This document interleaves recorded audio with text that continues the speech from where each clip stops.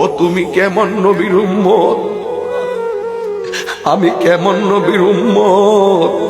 আমার নবী এমন নবী যিনি মেরাজে গিয়ে আরশে আজিমে জুতা গুলা খুলতে চায়।